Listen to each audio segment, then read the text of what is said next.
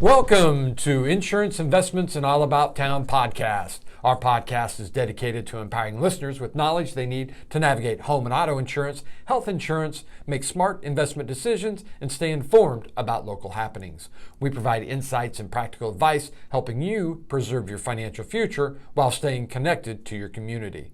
Tune in as we break down complex topics into actionable steps for a better informed life. Every single time. I'm so glad your job is to say that. Right? And mine is not. Yes. Right. It's always a mouthful. Yeah. So, well, welcome to episode 7, I think, okay, right? 7, yeah. I know, right? You kind of lose track, every month. But yes, I think it is 7. Good. So, well, I always start, right? Because this is 7. Yep. So how did 6 do, right? Oh, gosh, here we go. The number of views. Right. So. I'm going to go low. Okay. So that maybe I'm not disappointed. Disappoint yourself? So, okay. 16. 16? Sweet 16. Yeah, it's only been out 2 weeks. 10 days. Okay, 10 days. So 16. 2 weeks. Okay. It's better than that. See? Yeah, see? See? Not disappointed. No. Not at all. What is it? Tell me. 28. Okay. Yeah, 28 views. All right, so, I like it. And that's just 10 days in? Just 10 days in. Yeah. And I don't even think I've shared it to my LinkedIn yet. So. Oh, you haven't? No, I don't think so. I need to get that done. I shared it. I took a little bit of a social media break. So it took a minute for me to remember that I needed to share that. So I've got that shared. I know for a fact my mom. Oh, your mom? Listened last time. Okay. I'm not sure about my dad. Okay. I was actually talking to my mom on the way in today, and she had asked for, sneak preview. Want to know what we were talking about. So she will be sure to tune in. Tune in, whatever, right, yeah. Yeah. Well, I know my daughters watched it too. Cause, that's great. I was, I can't remember, I think we were at one of my son's baseball games or something, and she was like, Dad, I watched your podcast. I said, no, you didn't. And she started rattling off, you talked about this, you talked about that. That's great. So, yeah. So okay, we're gaining traction. We're bringing in the young viewers. We are. We've got the young viewers. Well, your mom's, we got the young. Right. We need that middle now.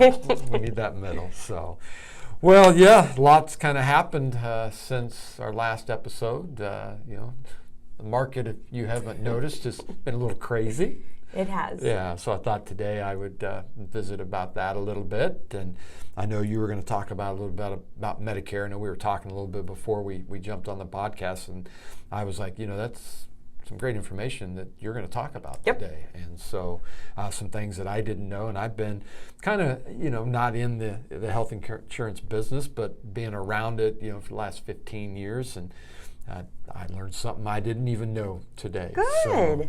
So I'm hoping our viewers will learn something today. At least one thing. Just today. one thing. That's all we're asking. That's all we're asking for. Just one thing. So, but why don't you jump in this morning and talk about the Medicare Parts A and B, I think, and some penalties and enrollments? Yep. We're going to go through all of it. I've got to put on my reading glasses, though. I have notes today, so when I have notes, I could either make the font bigger or just bring the readers, and I just didn't have time to. Okay, so let's talk about it. All right. Let's just talk a little bit about Medicare, right? And about when do we sign up? What are some of the myths? What are some of the fears? All of those. It's a very mysterious little part of healthcare, right? There are a lot of assumptions made about Medicare. Maybe it's something your neighbor told you, your friend told you. My job is to try to give you some facts today, right? Right. First and foremost, I get this question all the time, right? When do I have to sign up for Medicare? Because most people assume that answer is 65. See, 65, right? yeah, 65. That's what I have to say. That actually isn't the right answer. So if you are 65 and still working, so you still have a group employer plan, you actually don't have to sign up right at 65. Okay. Right? All right. So your initial enrollment period, however, does start 3 months prior to your birth month of the year you turn 65. Okay. Through your birth month, and then the 3 months after. So anytime in that window, you can log in and sign up if that's what you choose to do. Okay. Again, not mandatory. I will say most people are just going to go ahead and at least sign up for Part A, right? Yeah, right. Part A is free. Free, yep. Part A is free. It's going to cover hospitalization, some skilled nursing, those types of things. So most people are just going to go ahead, log in, sign up. Again, you don't have to, right, at 65. Part B, you can sign up at the same time if that's what you choose to do. But Part B, certainly, if you are working and still have an employer benefit, working for a larger employer, have an employer benefit, you do not have to sign up. You do not have a penalty if you don't sign up at that time, right? Because you still have a benefit through work. That brings us to what they call a special enrollment period. So you are post 65, you've been working, you did not sign up for Medicare Part A, Part B. You actually have 8 months from when you lose your qualified benefit, which would be your work benefit, to sign up and not have a penalty. Penalty sounds scary. I'll tell you exactly what the penalty would be. So Part B this year, Medicare Part B, which is going to cover, physicians' visits, ambulance, those types of services, will cost you $185 a month. So there's a cost to Part B. Part A is free. Part B costs $185 a month in 2025. That will change in 2026, so it's ever changing. Right. So $185 a month. Let's say you miss your 8-month window, and you didn't realize you needed to sign up for Part B, and you have gone without any sort of coverage or without your Part B, we'll say for 10 months.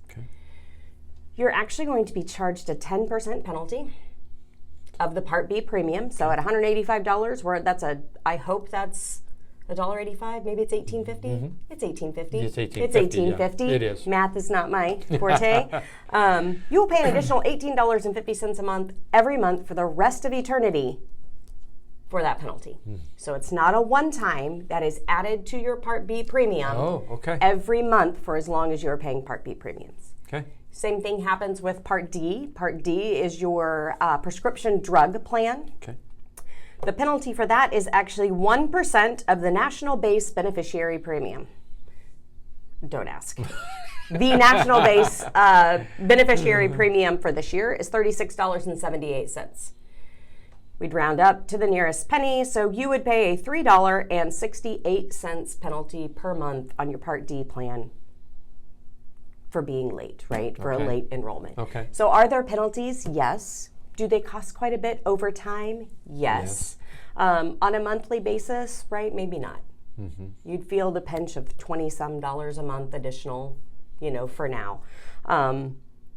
So it's not as scary as you think, but if you're like me, $20 is $20 is something my husband would say. Right?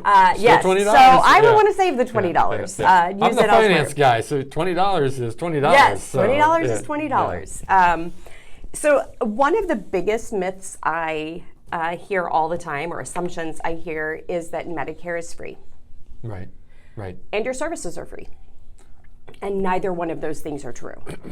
So Medicare Part A, that is free. For most people, there's some exceptions, but we won't go into that.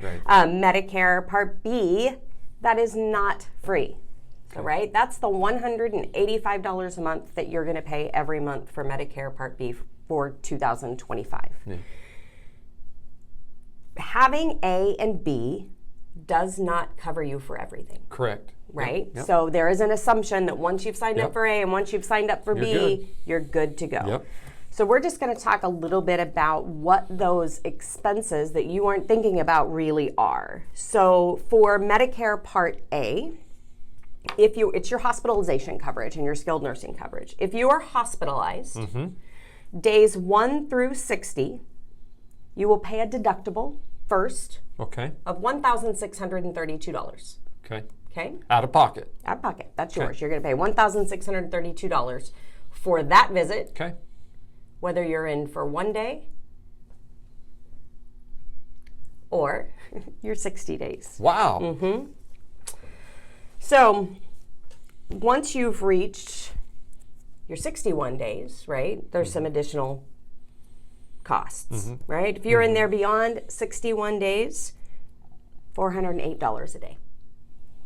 That you have to pay for even with Mm-hmm. Part A? Yes. Oh, wow. See, Wow. Eric is blown away. He had no idea. Wow. I just didn't know the numbers. I didn't realize, Days 91 through 50, or I'm sorry, 91 through 150, you're going to pay $816 a day. Wow. Once you get beyond 150, your costs are covered. Then they're 100% covered. Yep, Okay.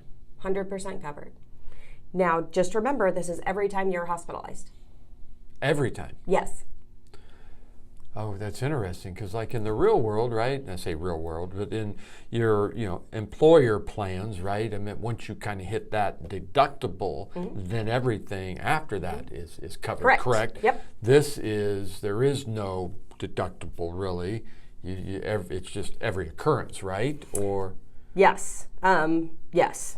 1,632. wow. Okay. In the and I'm sorry I'm jumping in here, but I always hear about the donut. Oh, that's a great. So that actually has to do with Part D. So Part that's D, your okay. prescription drug plan. Okay. And the okay. donut hole was eliminated for 2025. Oh, So I did from hear that. 2024 to 2025, Part D changed by quite a bit. We lowered the deductible to $2,000 and eliminated the donut hole. Okay. I always heard about the donut hole. My dad was talking to me about the donut hole the other day. Yep. My Donut mom- hole was like you paid up to a certain dollar amount. Yep. Then there was no coverage until you hit another dollar amount. And then then you're eating through the other side of the donut. Yes. Okay. Yep. All right. And I actually had a comparison slide for that I didn't bring, so I'll have to think about Well, that. you didn't expect me to be talking about I didn't. donuts on a Friday morning at. I wish you brought donuts, though. That would have been kind of you. Right. There are some costs with skilled nursing facility care as well. So days 1 through 20 are paid for, right? 1 through 20 are paid Yep, for. 1 through 20 are paid When you for. talk about skilled, so you're talking about like somebody goes like to rehab? Is that? There you go. Is that that's skilled, right? That's Rehab. yes, that's Okay. the difference. So skilled usually is working toward getting you out. Okay. Long-term care, Yep. right, is when you're Staying in in, a facility, you're in. right? Whether it's Okay. memory care or Right. Okay. whatever. Okay.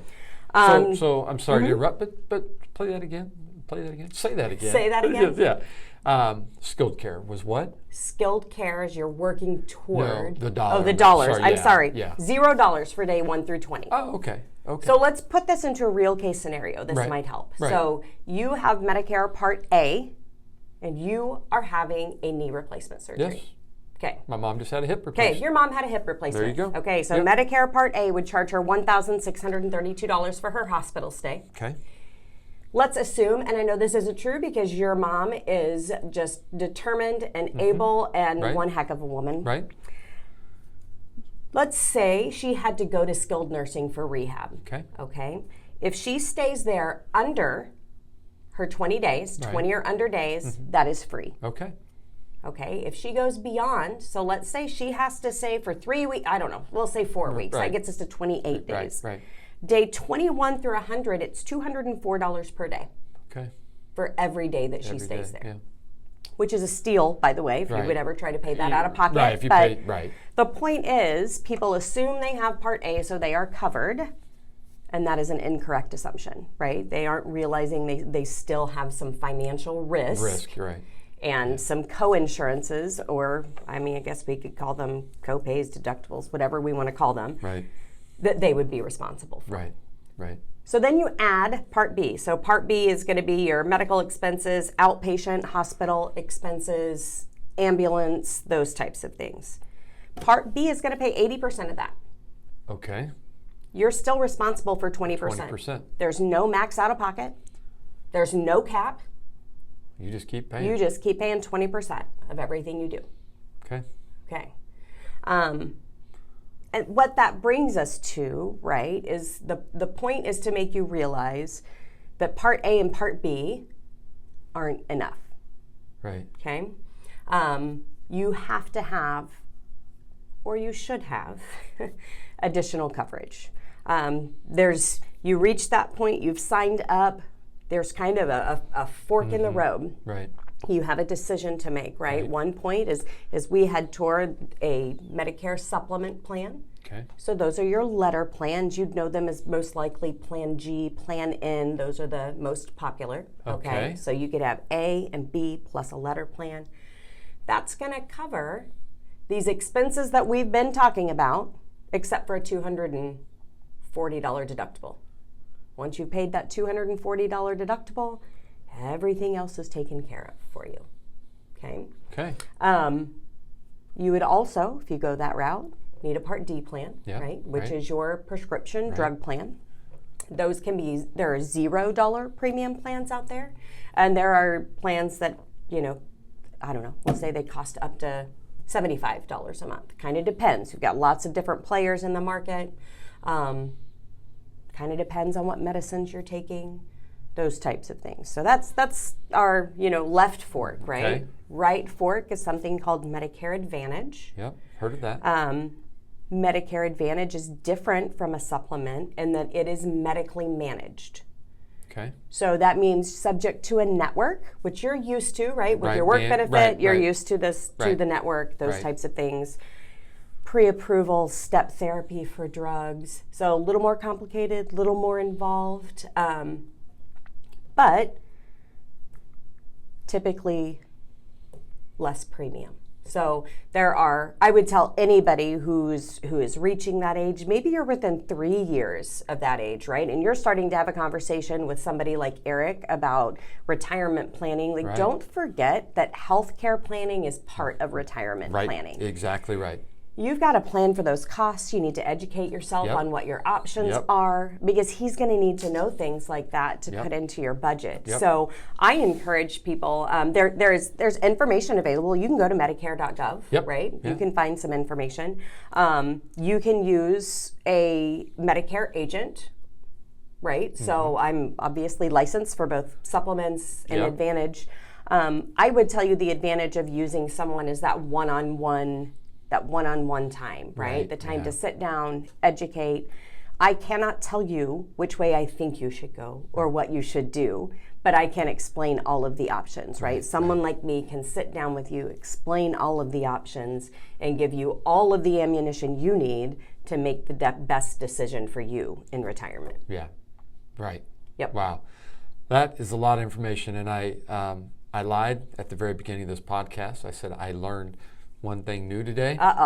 I learned a lot of new things today that I didn't know about. So, but I wanted to go back to her. I wrote down as you were talking. I was writing stuff down. But one thing, a couple things that you made me think of, and we've talked about these on other podcasts, is you hit the nail on the head when it comes to thinking about these costs, because a lot of people, they don't think about, they just say, hi, I'm going to retire and I got Social Security and this and that.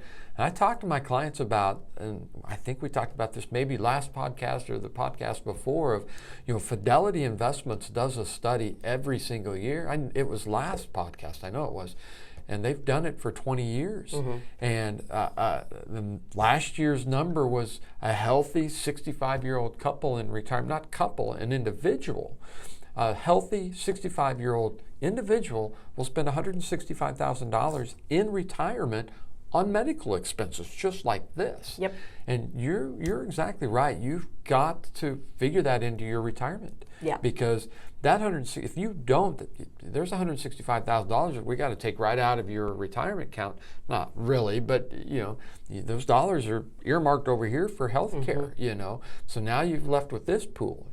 And so you hit the nail on the head. One thing you didn't mention in a great way, and I talk to clients about this every time I meet with them, is HSAs.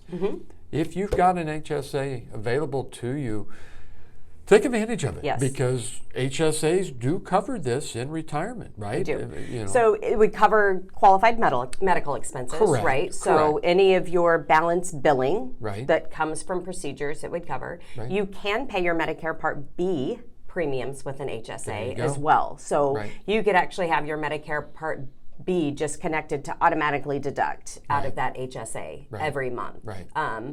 So that's, I'm a firm believer in HSAs if they are available to you, and it's a great avenue to to obviously kind of push some funds and earmark those for some future medical expenses. I totally agree. With a triple tax benefit. One thing I wrote down is at the very beginning you talked about sign-up periods. I heard you say 3 months before, and did you say 3 months before, month of, 3 months after. Okay. So it's a total of 7 months in your initial enrollment period. Okay.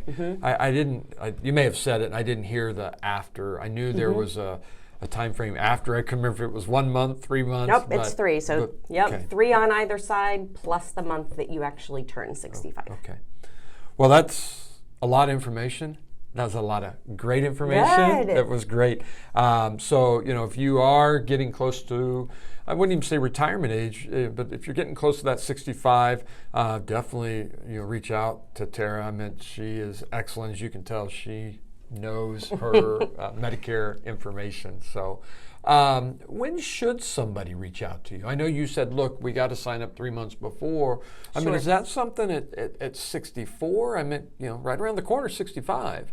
I talk to a lot of people pre-retirement. So we do a lot of seminars with large employers where, a couple of times a year we go into the large employer, and anybody who's thinking about retiring anytime soon, or sometimes we even get employees who have parents reaching that age who are trying to learn about Medicare and help their parents make decisions when it comes to that. So I don't think it's ever too early to start asking questions. Right. But I would definitely think if you're a couple years away from 65, or maybe you're post 65 still working, but you're starting to think through, when am I going to retire? What does this look like? Right. I mean, I think a couple years prior to when you're really planning is probably a good time just to reach out and start to have some initial conversations. Right. What you don't want to be is blindsided and out of time. Exactly. And that I get those calls all of the time, right? It's the last day of the month on month 8 of the special enrollment period, and I just got a letter saying if I don't sign up today, I won't have, or I'll have to pay a penalty. And I mean, we can make that happen, right? We can do it that day. We can make that happen. I don't prefer to do it that way. Right? It's not fun. Yes, Well, it's tough to make decisions like that, Yes. So. And I encourage people too, like, if you're married, have that meeting jointly with your spouse, because you may be in 2 different situations, right? If one spouse is older than the other and will hit 65 first and wants to retire at 65 and has always carried the health benefits, what does the 62-year-old spouse do? And the answer is Marketplace is the only qualified benefit you can find, right? If you're looking for a qualified benefit. And those can be... they depend on income, right? There's a subsidy based on household income, by the way, household. So that's an option, but I just don't think there's ever a bad time to start thinking about it and start planning. Yeah, I met, even in the retirement world, I've got a meeting today at 11 o'clock. The young ladies, late 20s, early 30s, and we're talking retirement. We're building a retirement plan, and talking about, healthcare, and like I said, she's just in her 20s, and so. And I mean, you can never too early. Even at 20, right? We know what it would cost today, right? So we could tell her, like, this is what we think we need to save for. I'm pretty sure 40 some years from now it'll be more expensive. Exactly. But and that's, I always say, like when I bring up the fidelity, that this is today's dollars. This is what today is. So but that's great. All right. That's great. That was great information. I can take off the readers. Yeah, there you go. And we were talking before we got on that, hey, we're going to try to keep this at 30 minutes. Not happening. Tara's takes up 25 minutes of our time this morning. So. Eric, I think somebody else might have taken up a couple minutes on the front end with some blooper reel, but that's beside the point. There's no bloopers in this. I hit the intro right off every time. She's lying. So, all right, what do you got for me today? Well, have you been watching the market? I told you I took a break from the news and social media, so ignorance is sometimes bliss, but I have heard some rumors. Yes, so that's probably a good thing that you're off social media. So I talk about the market a little bit, just kind of how it's been misbehaving a little bit. So I was going to talk about, pullbacks in the market and how often they happen, and just some things, about the market. So what I'm hearing is you're going to give us a little zen for our. A little zen. Okay. You got I think it. we could use some. Right. So right now we've seen the markets, over the last couple weeks, pull back. I mean, we're looking at what we call correction territory. That's when the market pulls back 10% or more. That's what we call, like I said, the correction. But if you look at it since 1980, the market has on average declined 10% or more every 1.2 years. And so if you want to kind of look at it, last time we were really down was in 2022. And so, it's been a couple of years since, we've seen, a little shakeup like this. Yeah. Last year and the year before, were some pretty good years. And so, everybody kind of forgets about, we got these good years, and yes. they kind of forget about what happened in 2022. But about every 1.2 years, we'll see a 10% pullback in the market. There are smaller corrections when it comes to the market as well that happen every single year. So, just about every year since 1980, the market has experienced a temporary pullback of about 5%. Every year since 1980, we'll see that little 5% pullback. So once again, it's nothing new in what we're seeing in the market, but this one hurts a little bit because we've had 2 good years of the market, being up.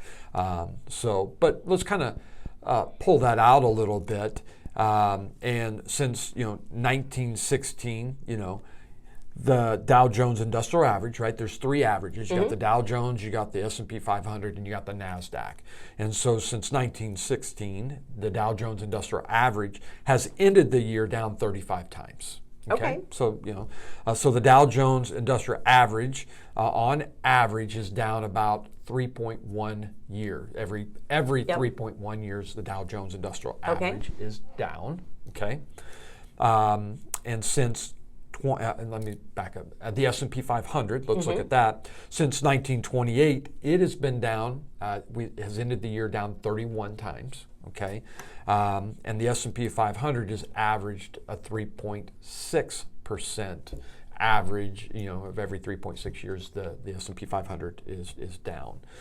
And then we look at the Nasdaq. The Nasdaq's a little bit newer index. It's been around since 1972. It has been down 15 times to end the year. So the Nasdaq has been down an average of just under 3 years. Every 3 years, it's a down year. So why do I tell you that? If we look at that, and I just kind of let the cat out of the bag a few minutes ago, that the market was last down in 2022. So if we kind of look at this, about every 3 years is a down year in the market. And so, going into this year, I was telling my clients, and I even sent out an email at the end of December, I was saying, hey, look, 2025 could be a down year. And here's why. And I just went through the same thing I just explained. Of every 3 to 4 years is a down year in the market. We're setting up for a down year this year. Okay. And so, what we are experiencing is a little bit of, I think, history, right? If history repeats itself, which history tends to do, especially in the financial market. I mean, we were down in 2022. We were down in 2018, 4 years. We were down 2015, 3 years. So, like I said, I mean, if you look at history. Now, we've got some other factors that are, are playing into this too. We got a new administration coming in, right? And it doesn't matter what side of the aisle you're on. It's a new administration. And so changes are going to happen, right? Yes. Now, if the Democrats would have won the White House again, then probably status quo, not a lot of change. The markets probably wouldn't have shifted as much. But with a new, my mind just went blank. Is it a president? Well, a new president, party. That's what I was looking at. A new party coming in, a Republican Party coming in. It's going to change some things. So here's something the markets don't like. Okay. Markets don't like uncertainty. Markets don't like change because they're set in their ways. We know how the market's moving, how it's working. CEOs of businesses are like, okay, I know what the policies are. I know how to make money, right? That's what businesses are in business to do, right?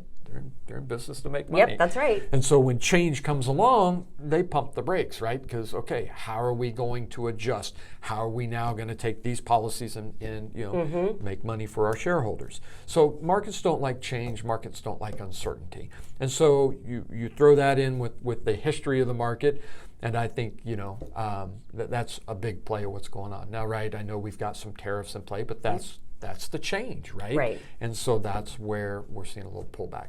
Look, and there's some other things that factor into all this as well, but these are two things I'm just pulling out to let our viewers know that, these are why things are happening now. We're seeing change.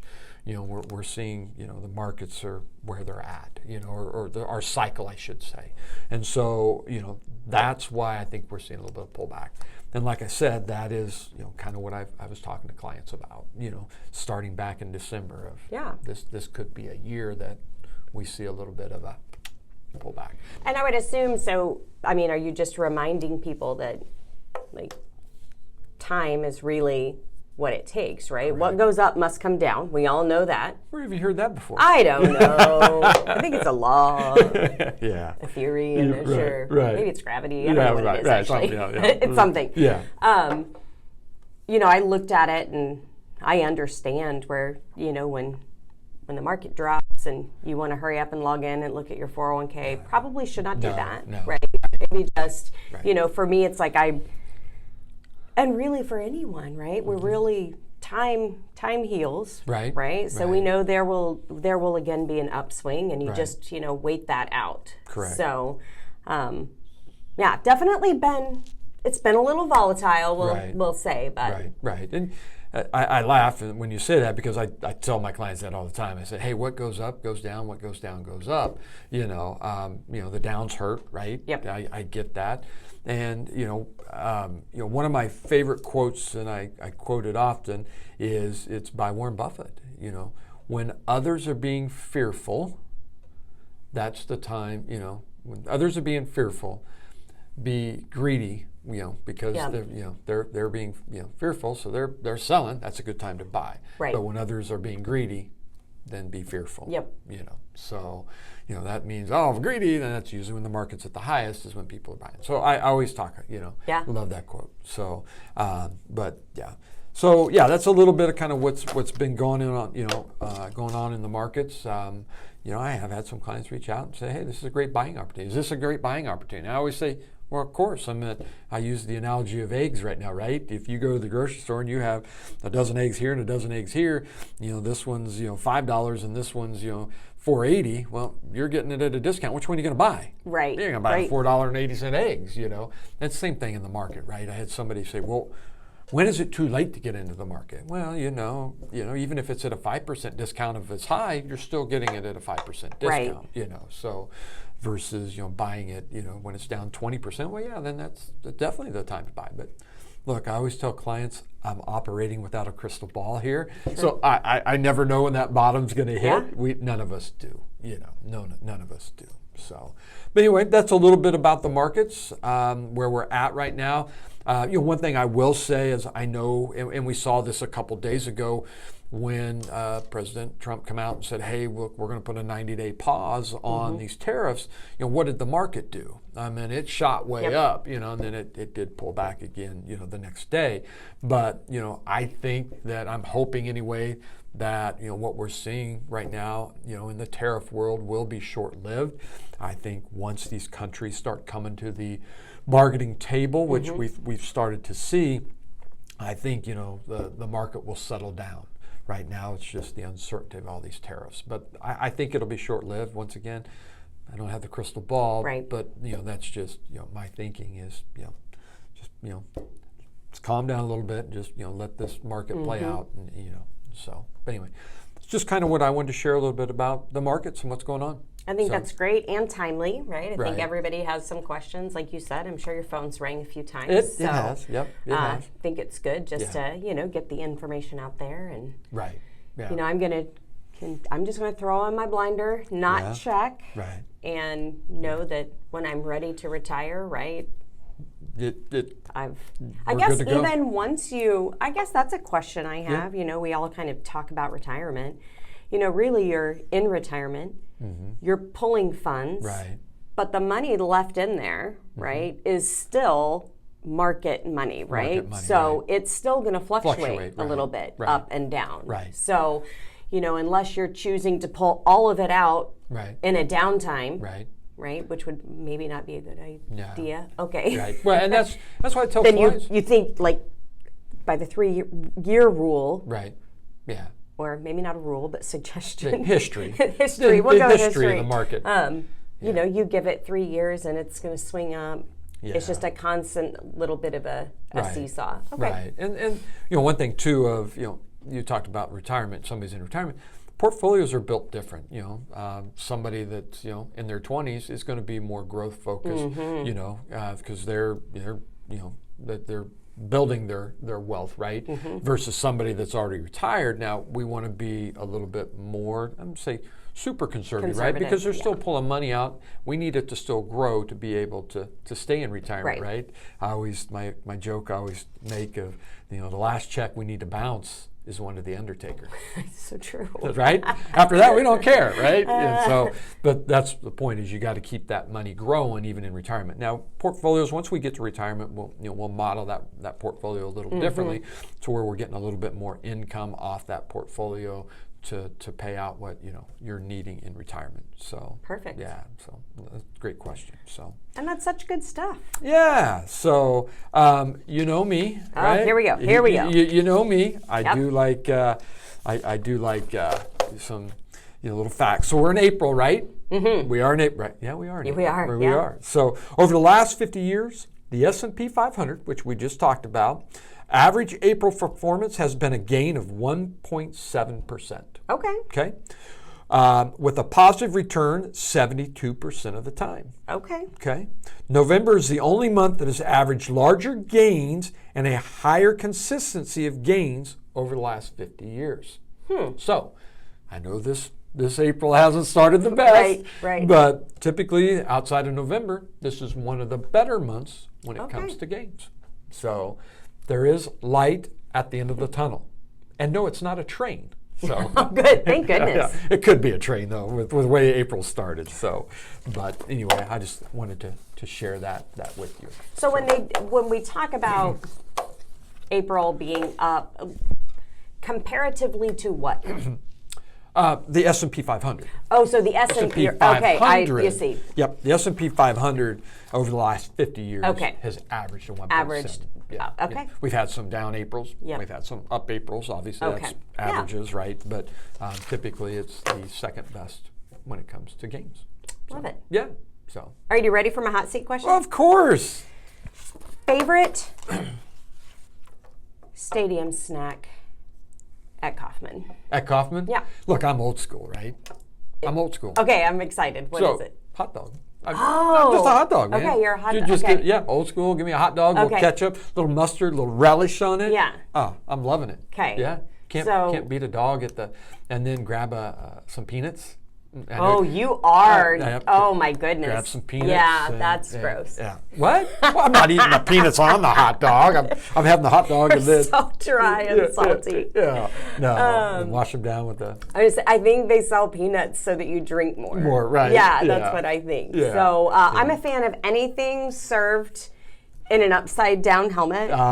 Right? Yes, make it nachos, make it ice cream. Right. I don't care. Just serve it to me in the little mini helmet. Yeah. And I never miss the Topsy's cherry limeade stand. That's kind of just on a little cart out in the middle of Yeah. Never done. Yeah. Cherry limeade, huh? With a little bit of vodka, but I do like to imbibe in those. That's like my very first stop. Yes. Yeah. Okay. A little extra lime, delicious. Yeah, So, I remember growing up as a kid in the 70s. You could go the helmet thing, and I've probably been around forever, right? But I remember it in the 70s. That's how old I am. You could go to I don't know if it was Dairy Queen or who did the the ice cream and in the helmet and stuff. It might have been. Baskin Robbins. Could have been. I can't remember, but I can't remember. Yeah. But I remember as a kid, getting ice cream. That was a big thing, getting Yeah. ice cream in a Royals helmet, So. Well, I'm amazed at what you can actually get now, right? Because you're right. When, I started going, we moved to Kansas City in 1985, so started going to Royals games perfect then. timing. It was a good year. Yeah, It's a good time to move here. And it, hot dogs, peanuts, those kind of things. Man, you can get everything. Have you seen like the fruit on a stick that's drizzled in chocolate? No. Yeah. Yep. It's like strawberries, bananas. It's this big stick of fruit. Yeah, I guess that's why I'm old school. Going to the Royals. Back in the day, it was just a hot dog and cotton candy. You could probably get cotton candy, popcorn. Yeah.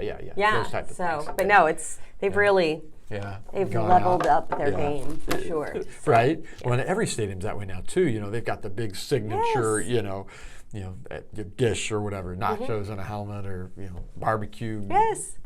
Beef nachos, or everything. I was at the hockey arena last night. MU and KU, their clubs played hockey, and I was amazed at, what you can get at the hockey arena. Yeah. They had caramel apples, chocolate-covered fruits. Yeah. They had a craft beer station. You could get pizza. Yeah. You could, it's amazing. So. All right, so you led me down this path. Uh-oh. I wasn't going to talk about it. Okay, let's do it. You know where I just came from? I do. I just came from the Masters. Literally got in last night, 10 o'clock, and I'm shooting this at 8 o'clock in the morning, but I went to the Masters. And talking about concession stands. Talking about going to Royal Stadium and you're buying those nachos, you're probably spending a pretty penny. Oh, yeah. So the Masters, if you've never been there, you've never heard about it, it's amazing. But you go to the concession stands. I got a egg salad sandwich. Okay. They're really well known for their egg salad sandwiches. A pimento and cheese sandwich. Now we're talking. Now we're talking. Yeah, you like? we're talking. Okay. I do. Yeah, I do. And then I got a bag of chips and a drink. I did get a soda, so I've had more than one soda this week. Everybody knows me. Knows I only drink one soda a week, but I paid $6. What? $1.50 for the pimento and egg sandwich. That's how you could afford to spend what you spent at the. We aren't going to go there. We're not going to go there. My wife doesn't know about that, so she doesn't know a dollar amount. The gift shop will get you. That's where they make it up. But you can buy pimento cheese sandwiches. Never had a pimento and cheese. Okay. It was really good. Egg salad was excellent. That was my favorite. So once in a lifetime though. I walked 10 miles on Wednesday. 10 miles. I think you're good. You don't have to walk for the rest of. You don't have to walk next week at all. Right. I'm good. So, well, I've got a hot seat question for you. Okay. What do you have? I know we're running over our 30 minutes, but we're in springtime, right? It's Friday night. You're back in high school. Let's see, back in high. I was I was in cassette/CD. I was right in the middle of that. What's in your CD player? Friday night cruising the streets. 100%. I know the answer to this. It is Green Day's Dookie album. Dookie album. It was definitely Basket Case. that for an angsty teenage Tara, Green Day was where it was at. Alanis Morissette probably too. So everybody's going to know exactly when I graduated high school. But early 90s? It was, early 90s? We're going to call it mid. Okay, all right. We're going to call it mid. Because I was thinking Green Day, Jagged Little Pill, that probably come out around 92, 93, maybe 94. And I will say if I was going to go old school, because I really do love all genres of music, I feel like the mid-90s had this strange kind of 70s, late 60s, 70s throwback to it. So you would also find the Jimi Hendrix Experience. Okay. And the best of Janet Joplin in my car. Joplin. So even though she didn't have a lot of albums, because she was, died young. Yep. But cool. Both did, right? Yeah, exactly. Hendrix too. You're exactly right. Yeah, they're both 27, I think. I am. Tell me. Is it Bob Seger? No, I didn't get into Seger till recently. So he's been on a Seger kick. Yeah, I have been. No, Def Leppard was my group. Oh, Def Leppard. Yeah, I am a sucker for hair bands too. Def Leppard, Poison. Right in that that wheelhouse of that. So 80s. I wore Motley Crue Dr. Feelgood out. I had to buy it twice because I played that tape just over and over. Yeah. I've seen Def Leppard 4 times in concert. And so. I've seen them once. Have but you? Yeah, I've seen them within probably the last 15 years. It was a great time. Yeah. Saw them first time in 1987. So Wichita, Kansas, Tesla opened for them. So that's a good one. That was a good one. So, that's fun. All right, so next time. Yes. We will actually bring you a special guest. Right. Sorry. Right? Yep. Yeah. We took up all of your time today. You're probably sick of looking at the two of us. Right. So we will make sure to have a special guest for you next time. But, Yep. I think what we learned today, what I learned today, just the zen and the calming of, let time kind of work it out was good for me. Yep. And learned a lot of good stuff about Medicare as well. So, well, as Tara said, we'll have a special guest next month. But until then, everybody have a great day, and we will see you in a month. Take care. See you later. Bye.